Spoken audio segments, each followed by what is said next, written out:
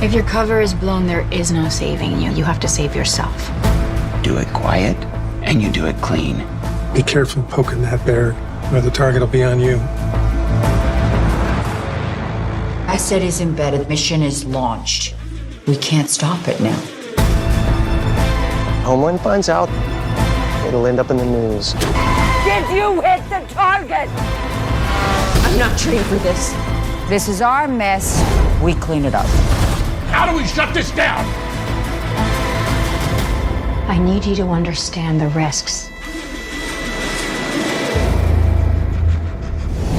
I understand the risk.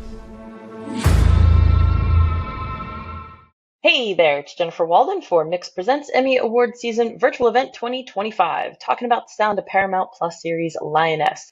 Joining me are Formosa Group's Danika Wikke, MPSE, who's the supervising sound editor, re-recording mixers David DiPietro, CAS, and Stephen Fitzmaurice, CAS. So thank you guys so much for being here to talk about the sound of Lioness.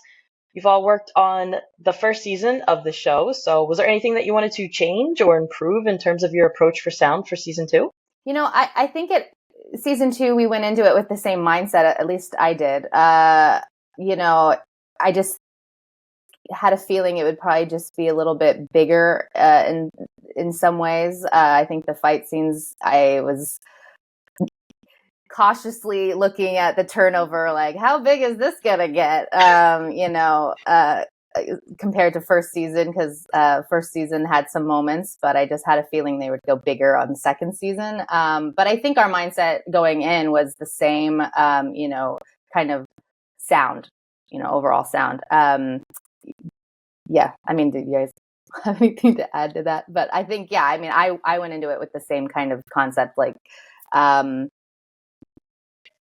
you know, I think the overall vibe is, in terms of the military weapons and things like that, they like to really be as accurate as possible. You know, we don't want it to feel too Hollywood, you know, too necessarily overdone big. We want it to feel big, but in a very raw, gritty kind of way. So I think that was kind of still the goal. And what about on the mix side? Did you guys want to do anything different this season? Yeah, I mean, I'll just jump in and say I think Danika hit it right on the head by saying that we're expecting it to be more. We're expecting it to be bigger because that's sort of the formula that they have. They gave us a great season 1 with lots of chaos and action, and in a lot of ways we didn't know what we were getting into on the mix side until it was in front of us, and part of that is just a byproduct of the way that they put their material together for us. You know, we're getting different iterations of the show as it comes together. And so, you know, if you had asked me whether there would be like a 20-minute action sequence in episode 1, I would say I could see how that would happen, but I wouldn't expect it. Yeah, for me, I mean, like Steve said, we weren't really sure exactly what we were getting into because we weren't seeing episodes before we got to the stage. But I knew it was going to be bigger than season 1, and season 1 was big.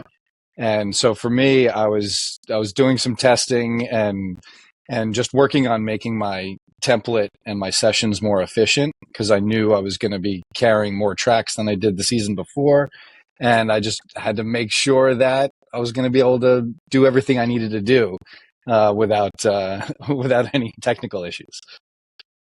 So let's take a look actually at this big shootout clip. So the extraction team, they go in to rescue a congresswoman, and on their way back to the U.S., they meet up with some Mexican police. So let's take a look at this clip.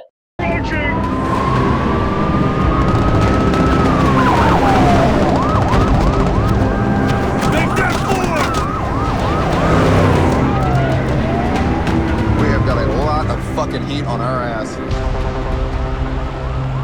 There's 2 more! Tony, get us out of here!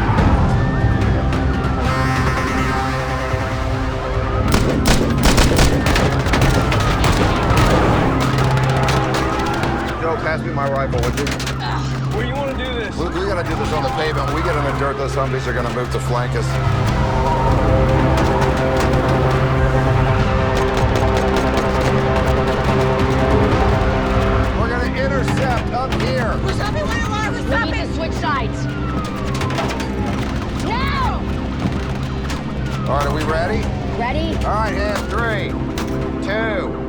1, here we go.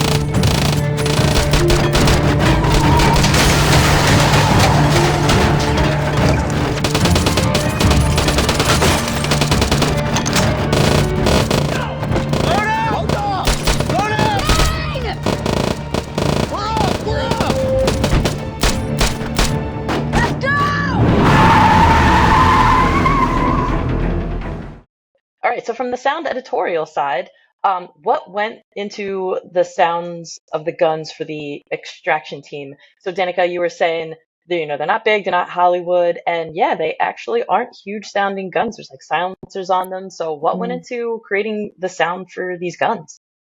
I think from the Mexican side, we wanted it to sound chaotic, right? And just constant gunfire from their end as much as they're willing to do it.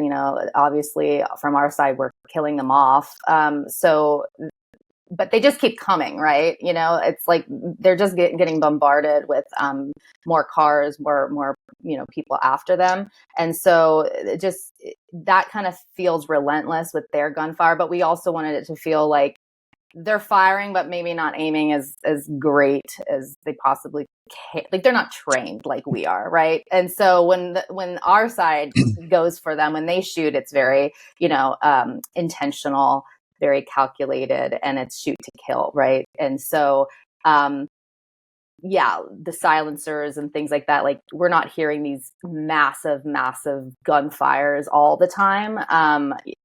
So I think that's definitely a theme, I think, overall for the show is, the US, our side is very, we shoot to kill, and it's very accurate. And so we don't miss, right? And so in that way, it's very we had to just basically time that out so that we feel like when they're shooting, it's meaningful and something's happening. And other than that, it's just getting the bullet ricochets where we needed them to be, because there's a lot of them. And obviously the cars, there's tons of trucks and moving backwards and forwards and flipping over and going through, windshields and things like that. So I think in that way, we just wanted it to feel like, from our side, when we're closer to our side, we can feel how accurate they are and how precise. And then when we're from the other way's perspective, it's, just nuts. Like, we don't know what's going on. And I know with TV schedules, you don't often have the time to go out and record fresh material, but did you get to go to the range? Did you get to record any guns? No, that would have been cool.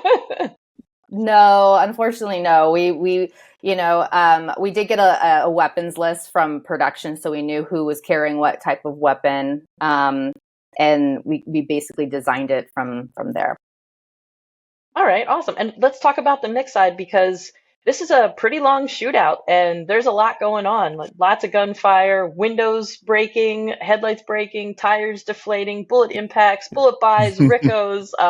What were some of your challenges for mixing the scene? Oh, and there's score, of course. So and dialogue, and Right. dialogue, and there's dialogue in there. And so, I think we went through this a bunch of times, and I think it's really important to mention right off that that there were a lot of hands that went into this mix. It wasn't just me and Dave. We had extra help, especially on the dialogue side, especially on this episode. Lindsay Alvarez, Jared Marshak, and Brad Zorn all came in at various points because it kept going back and forth, and the schedule was crazy, and we couldn't be in two places at the same time. And so there were a lot of hands that came in. But through that process, and I'm just so fortunate and grateful to have people like that there to just pick up the ball and make magic happen on our behalf. But through this sequence, the we went through a lot of iterations where it was, okay, we need to have effects lead. Oh, we need to have music lead. Oh, no, wait, we need to have dialogue lead. And what we ended up at was sort of a Fury Road style of action sequence where we were making a series of choices about what to have huge. And so I think for an average viewer at home, they just watch it and they're like, wow, that was cool. There's a big action sequence. But I think for the people who are probably watching this right now, they're going to see the levers that we're pulling along the way. They're going to be like, okay, these guys are hammering effects and now they're hammering music and now they're pushing dialogue through to make everything just as clear. And our hope is that even though you guys know what's going on, that we know that we're making it for the most exciting and rich sound environment that we can possibly craft, so that we're there, even though we're driving down a dirt road at 80 miles an hour with the windows down and you can hear every word clearly, including the futz dialogue that's coming through the radio from the helicopter. Whatever, like all of it, we hear really clear. And then we cut outside and there are these huge engines that somehow come and go exactly when the dialogue isn't, that you don't care that we're pulling those levers. You love it anyway. That's our goal anyway. Maybe Dave can tell us more about the effects.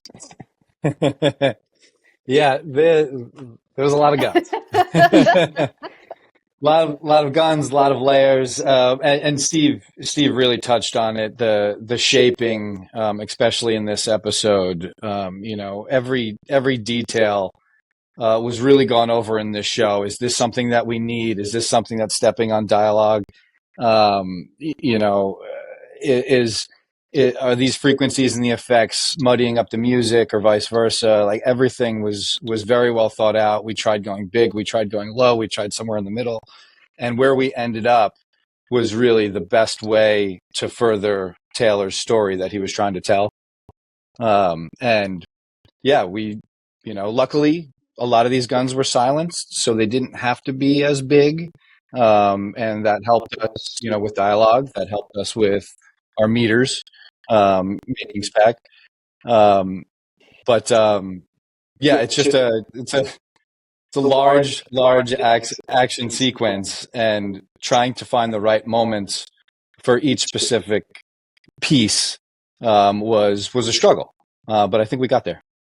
Definitely got there. I would add to, this episode is interesting because, in other scenes throughout the show, I feel like it's either like a war zone, right, where they're in one kind of space and it's back and forth in a way, or they're approaching to a space and then they shoot back and forth. But this was a journey, right? They start kind of from one point of when they get her back into the cart, and then they're just on a chase. And so trying to find the rhythm so that it's not just, every shot is, the car they're in is gunning it, and, it's not just guns, firing all the time. It's like trying to find that rhythm so it plays well, right? It plays where it just is easy to watch, so it's not always so loud and not always so quiet. And so trying to find that balance, I think, was fun, but also challenging. And again, dialogue is so key because, we want to hear what is being said. It drives the story. And there's a lot of dialogue. And even with the Eagle's Nest, now they have, somebody talking to them in their ear. And it's like, well, how do we position that voice? How is that going to sound different? And do we really need to hear it? And yeah, we do. Or we don't really care about it there, but we do really, you need it here, because they play off of that. So it's just really trying to find all those, little pieces to fit together, to have it feel balanced and also just move, in a good way. So let's take a look at this other clip. The extraction team, they are nearing the end of this daring rescue, and they have to drive off this bank into the river, and it's pretty high up. So let's take a look at this clip. Back, hold on. Is she strapped in? 5 seconds, she is strapped in. The price is up, Dan. I need 5 seconds, Cody. Give it to you. I don't need to slow down.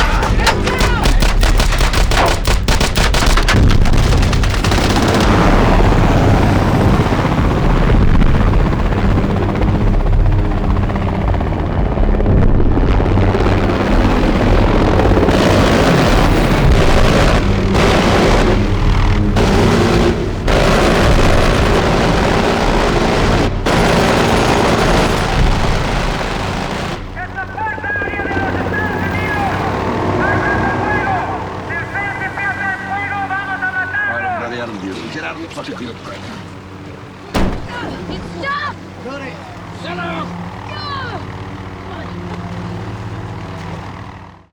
All right, I love this scene because we guys are talking about with the dialogue. As they're driving towards the cliff and, they're accelerating, whatever, everyone is stepping all over everyone else's lines. And it just adds to that, like, holy crap, like, we're going to do this kind of feeling. So as far as the dialogue challenges, having all those lines stepping all over each other, does that happen in production? And, was that hard to deal with in post? Or what were you working with there? Was it all ADR? I mean, Danika really does magic, finding the right pieces, what she has available. There's some people who just aren't available for ADR, and so or the ADR performances we get just can't match the intensity of what they did on the day, and so we make choices to hang on to it. And I think this goes back to hopefully the layperson, when they watch it, is just like, wow, that was amazing, and they didn't see it. I'm sure your savvy viewers are going to be like, oh, I think I might have noticed something there. I mean, hopefully not.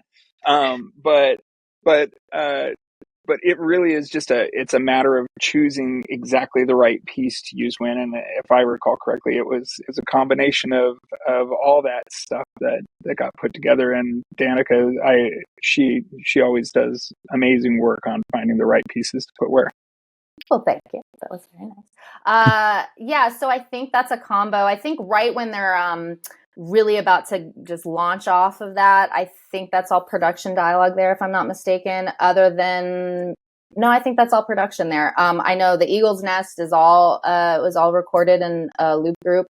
And throughout the car, it's some ADR, some, most production, but there is some ADR kind of sprinkled throughout, with Zoe, and Taylor, and a couple other of their team.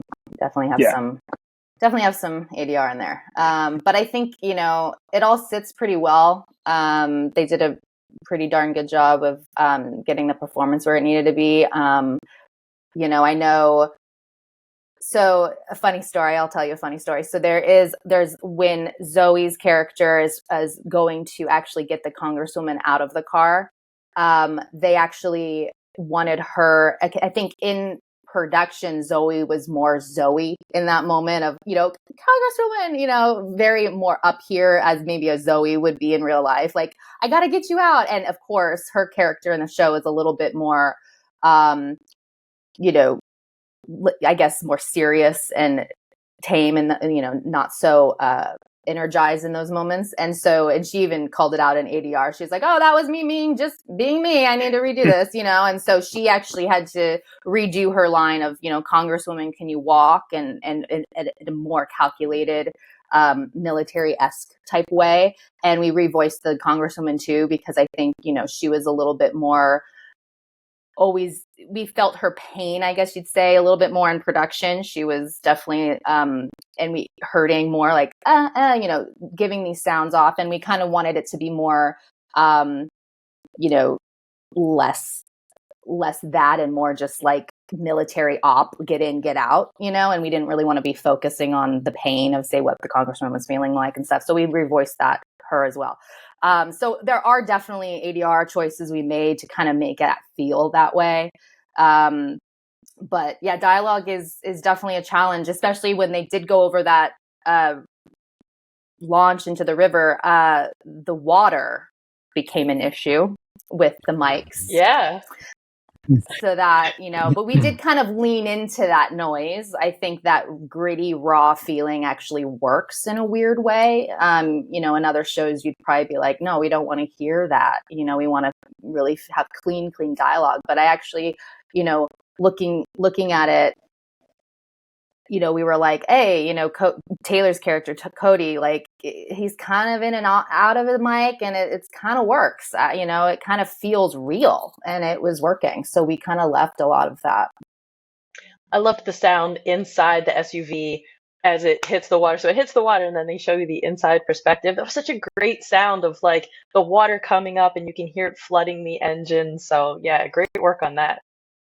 Yeah, and I really love how they filmed it too, because you feel like when they go off, it's done. They're good. Like they made it. Yeah. And then nope, they're still getting fire. They got to still cover. So. And you were talking about not having like engines revving the whole time, but that was the one scene where like before they go over the riverbank, you really wanted to hear that engine revving. And then with the mix, they did such a great thing too. The music hits like that high point, and then as soon as the SUV like is airborne, everything just feels suspended. Like music kind of stops, the car sounds sort of stop, and you just like are floating in midair before smash. Yeah. Yeah, that was certainly a fun scene. Yeah. And then what about the helicopter gun sounds? That was actually kind of unexpected. I didn't expect the gun to sound like that on the helicopter.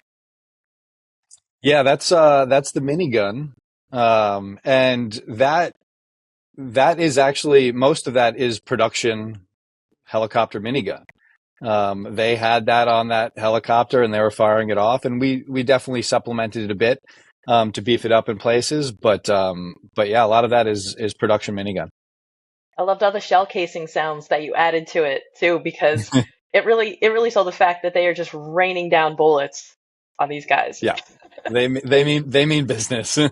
Yeah, and I think that's a great example of what Danika was talking about earlier, where we have these people in the QRF, the Quick Reaction Force, that are just complete badasses. They run into a foreign country and extract a hostage and make a break for the border, ensure there are overwhelming odds. But once we get back to our group where we can have support, it's just over. It's just over in a second, because there's that helicopter that's there to support them.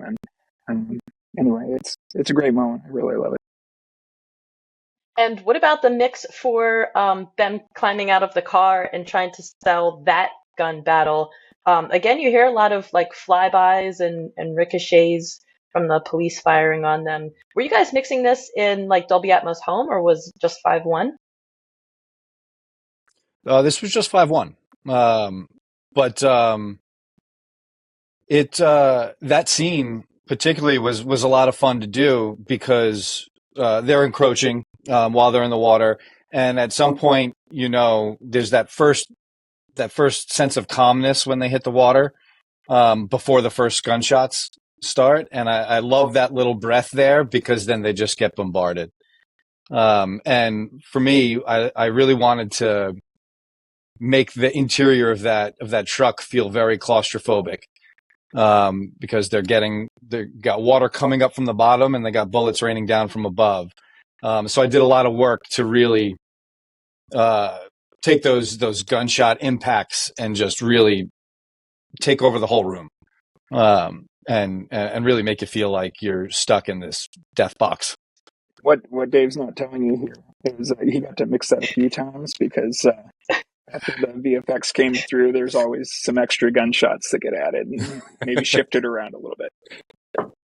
That is a common theme, yes. Especially with any big gun battle. You're going to get VFX late, and you're just going to be remixing or moving or removing or adding. You never really know what you're going to get. And Danika, I have a story. Yeah.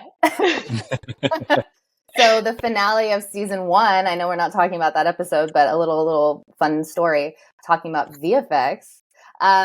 So at the very end of that finale episode, we had Cruz, right, running out of the house, and the QRF was storming the beach to protect her. And all the security guards and all those guys were firing back. And so there was definitely that rhythm, right, that I was talking about earlier, of once the QRF shows up and they start firing, it's pow, they're hitting, and they're killing as they go. So each bullet is a kill, right? And so trying to find that rhythm of constant gunfire, and then they're just, hitting one after another, and that is less and less and less from the other side. Trying to find that rhythm was interesting, because we also realized, we wanted to feel that the other side was dying off slowly, but we didn't all at the time have VFX to show that. So gun flares were still happening, and we needed to ignore it, basically, knowing that's not going to be there. Right. You know, we're just going to pretend that's going to be gone. But it's hard visually looking at something and hearing it. And so we eventually had to just turn off the camera and say, okay, does the rhythm feel right? You know, does this feel right? And so that was just an interesting backwards approach, which I hadn't come across before of, you know, they're going to do the VFX to our sound versus sound do it to the VFX. So that was interesting. That makes a lot of sense. And you did such a great job of expressing that in the battle in this episode. So during that big shootout with the police, you can hear like the police are shooting less and less and less until they're like, all right, wrap it up. Let's go. Like everyone in the truck. Yeah. Yeah, exactly. Awesome. Well, why did you guys, you know, there's so many great episodes this season. What made you pick episode 201 for award consideration? Oh, there's just so much in it. Yeah. I mean, what we have what trucks that don't stop, which just, I think cutting cars and mixing cars is just a feat alone because those are just hard. Then guns. But then we also we have a helicopter, we have a boat, we have a horse. We have horse, you know, horses running by. Horses running around. Everything was thrown at this episode, I feel like. But, you know, I also think it sounds great, and I think it moves really well. I think it's just a really great episode to start the season off. Yeah, I love there are some moments in this that I love that we haven't touched on yet. The opening where there's the abduction. It's such a great quiet moment there's this really kind of intense but not super loud music that takes us through the abduction, and the Foley for me is just perfect where we feel these people sneaking through the house, but they're sneaky. So you sort of hear them, or you hear that you should hear them, but you don't hear them because they're sneaky. But it doesn't feel like all production just got wiped out. It doesn't just go away. You're there, but it's just a really great moment for Foley. I think that walk up, even though it's not like, hey, here's a giant Foley effect that sounds amazing. It's more the subtle. How did we create this moment where there's noise without noise? Because I'm sure as Dana can tell you, in production there was in fact a lot of noise. Yeah, they were not that quiet. And I think one of the other moments that I really loved in this show is at the end of the episode when Zoe's on the phone to her daughters, who are in the kitchen making a pizookie, unaware, sort of. Maybe her eldest daughter is sort of aware, but unaware of the chaos that she's been living with, and there's this great moment where we're playing Zoe's voice through the speakerphone, the iPhone that's sitting on the counter, and so we did a pretty straight ahead futz for that, but then we have production for the other end of the conversation where it's actually coming out of the speakerphone that she's speaking on, and there's just this great GSM breakup in it. It just sounds and feels so real because it is real, and they are shooting in remote location. It's very, very uncommon for them to shoot on sets in Lioness. So many of their locations are practical, and I think that's one of the things that really lends the show to feel real, is they're not afraid to use real practical recordings and effects when they're available, especially if they sound amazing. And for me, I really love that moment. Even if those recordings aren't perfect, like the water on the mics when they hit the river, those imperfections just make it feel so real. Mm-hmm. Dave, anything to add? Yeah, I was going really back and forth when choosing an episode between this episode and the finale, which is also another very, very, very large gunfight. And to me, it came down to the overall feel of the episode, and just how much shaping we did in this first episode. It was just so specific and so detailed. and everybody put so much into it. Not like we didn't on the finale. The finale was just a very different animal, where kind of all that shaping at a certain point goes out the window. And it's just about the fog of war and chaos and guns. And we're not ducking for dialogue at that point. It's just everything is about war and chaos and getting that audience to feel that. And ultimately ended up going with 201 just because there's more of that shaping. There's more. There's almost more collaboration in that first one, where we're really picking apart every moment of the show and just deciding which is the best route to go for every moment. And that's why I thought this was a good episode for us. Yeah, and as Stephen was saying, like the opening, you can really hear that crafting, you know, like couple light footsteps, the strategically placed floorboard creak, you know, all of those things have so much storytelling in them. So yeah. Well, great job on I really love. Sorry. No, go ahead.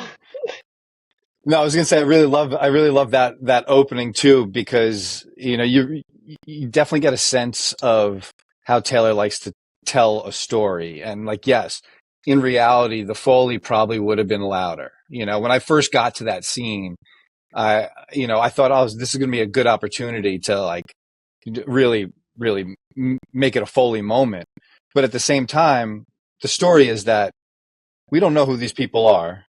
All we know is that they're professional, they're trained, they're highly trained. And so them coming in like ninjas, where the Foley is just very, very low, very, you know, we're setting the scene that we know that these people that they're going to be going after at some point are trained and they're going to have a fight on their hands. Yeah, they're not knocking over vases in the hallway, you know? Right. And I think that's actually a theme as well with Taylor and how he likes his shows to play is, you know, when things are quiet, they're quiet. And when they should be loud, let's hit them over the head with it and be loud. Let's go cinematic movie. Let's feel it. You know, it should be huge, you know? And so I think we're not afraid and you know, to lean into those quiet moments to not feel like, oh, we need to hear something here. It's like, no, actually, I think it's plays pretty powerful without hearing it, you know, since we're going to go really big in about 10, 15 minutes, we're going to go crazy. So it's a nice juxtaposition. It's a nice way to kind of rest your ears a little bit too. Yeah. In this episode, it wasn't like really big in the next 10, 15 minutes. It was like really big in the next 10 to 15 seconds. Yeah, exactly. Yeah. Yeah. Awesome. No. Well, that's all the time we have for today. Danika, Dave, Stephen, thank you guys so much for being here to talk about the sound of Lioness, and best of luck to you this award season. Thank you. Thank you.